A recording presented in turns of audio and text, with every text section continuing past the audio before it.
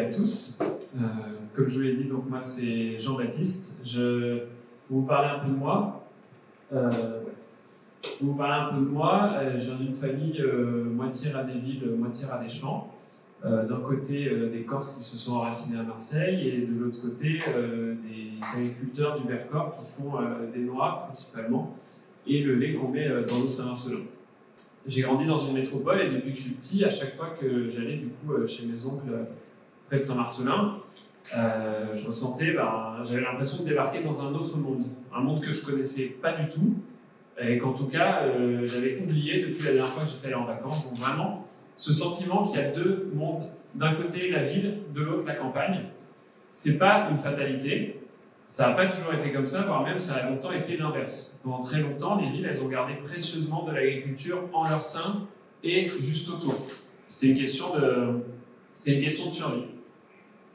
Donc nous, notre but à la Cité de l'Agriculture, c'est d'être le laboratoire de la ville de demain, donc de la ville qui repense sa manière de s'alimenter, parce que aujourd'hui, on a mis tout le monde dans les villes, on est quand même des mammifères qui mangeons 3 fois par jour, donc il faut bien que cette nourriture elle vienne de quelque part. Donc notre but, c'est de repenser nos systèmes agroalimentaires pour des villes qui se pensent en complémentarité avec leur RPI, avec les campagnes. Et vous allez voir que du coup, la ville de demain, elle ressemble un petit peu à la ville d'hier. Les constats, je pense que je vous apprends rien, mais aujourd'hui, on a une agriculture qui, par exemple, en PACA, contribue pour 25% de nos émissions à effet de serre, et malgré ça, on n'arrive pas à bien nourrir tout le monde. À Marseille, on estime qu'il y a 20% de la population qui est en précarité alimentaire. D'un autre côté, on a 6 000 hectares en PACA qui disparaissent chaque année de terres agricoles. Avec 6 000 hectares, on peut produire pas mal de choses. Et on a un gros problème de renouvellement des générations, on en parle souvent. On a seulement 30% des exploitants qui trouvent des repreneurs à la retraite et ça va nous poser de sérieux problèmes dans les décennies à venir. Pour nous, ça pose du coup 4 défis très importants. Le premier, c'est celui de la crise écologique et climatique. En PACA, on est un hotspot de changement climatique, donc nous, on est là pour essayer de s'y préparer et d'adapter nos villes à ce qui nous attend. Le deuxième, c'est l'idée d'allier l'écologie et la justice sociale, c'est-à-dire penser des systèmes agroalimentaires qui ne précarisent pas nos producteurs pour mieux nourrir les consommateurs et vice-versa. Le troisième défi, pour nous, c'est d'identifier et de protéger les sols vivants dans et près des villes et le foncier qui peut encore être nourricier. Et le quatrième, comme je vous le disais, c'est de favoriser le renouvellement des générations en agriculture en misant du coup sur une meilleure connaissance des métiers agricoles par les urbains.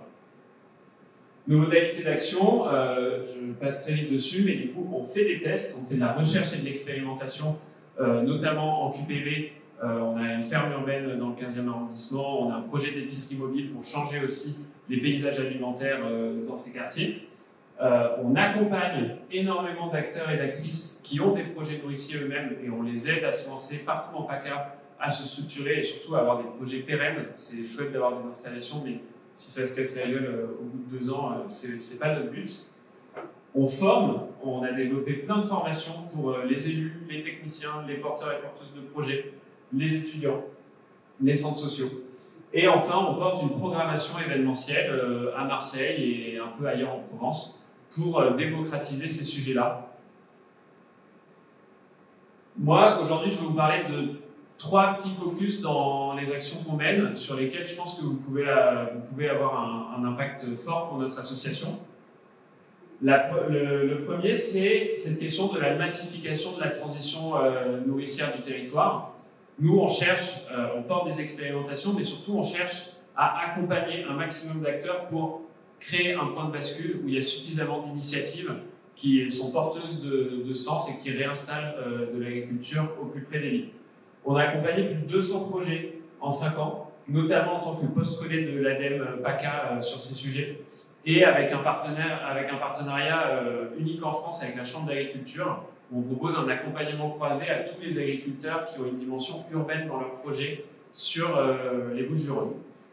On a aussi créé un accompagnement de projets nourriciers avec Intermake depuis 3 ans. On a accompagné 42 projets, on a des super chouettes alumni, je suis ravi de vous en parler, de vous les présenter toutes et tous.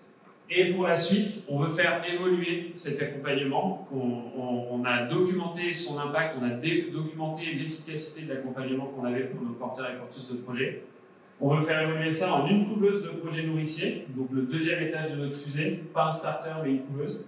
Et un autre étage qui est l'incubateur AgriFoodTech qu'on a lancé ce mois-ci avec Kedge et Intermake toujours. On a 5 projets, on est en train de compléter la promo. Et donc, là-dessus, vous pouvez nous soutenir, à la fois soutenir ces programmes dont on est en train de boucler le financement et surtout inspirer des porteurs et porteuses de projets, ceux qui vous bottent le plus, pourquoi pas, les mentorer avec votre vision d'entrepreneur du territoire et votre réseau. Le deuxième sujet, c'est le foncier agricole en milieu urbain. Pour nous, c'est le nerf de la guerre, le foncier. On a fait une cartographie, notamment avec l'agence d'urbanisme et la métropole. On estime à peu près à 400 hectares le potentiel de friches agricoles urbaines sur le cirque marseillais, donc Marseille, Allo, Plante-Cuc. Ça, c'est l'offre potentielle.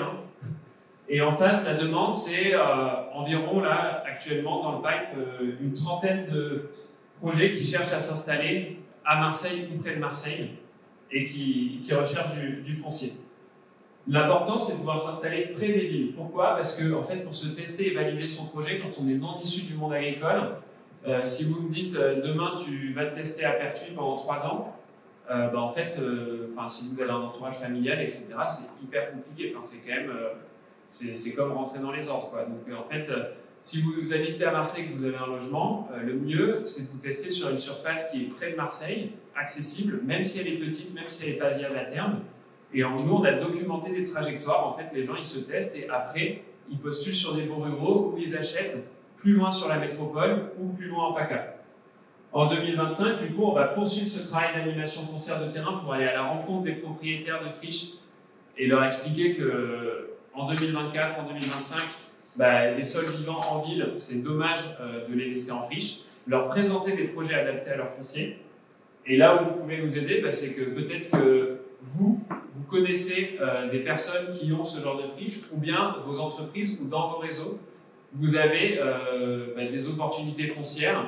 Et nous, on est là pour vous aider à penser un peu à 360 et à vous dire c'est pas impossible d'installer de l'agriculture urbaine sur mon terrain. Et enfin, à plus long terme, notre question c'est où faire atterrir la cité de l'agriculture. On cherche un peu un lieu qui soit le hub de la transition agroalimentaire en PACA et même en France. Aujourd'hui, on a une ferme urbaine dans le 15e arrondissement et des bureaux de 300 mètres carrés en plein centre de Marseille. Demain, on voudrait avoir un lieu qui regroupe à la fois de la terre agricole, un lieu d'espace test pour les urbains, un lieu où les urbains ont une idée et une représentation fidèle de ce que c'est que l'agriculture d'aujourd'hui et de demain, un lieu où les publics se croisent, où on forme du coup les agriculteurs de demain, et où on forme aussi des initiatives innovantes d'alimentation durable. Donc là, vous avez en très très bref notre liste au Père Noël. Voilà, donc si vous voulez nous aider sur un projet immobilier de hub agroalimentaire marseillais, je serai aussi ravi d'en discuter avec vous. Bonjour.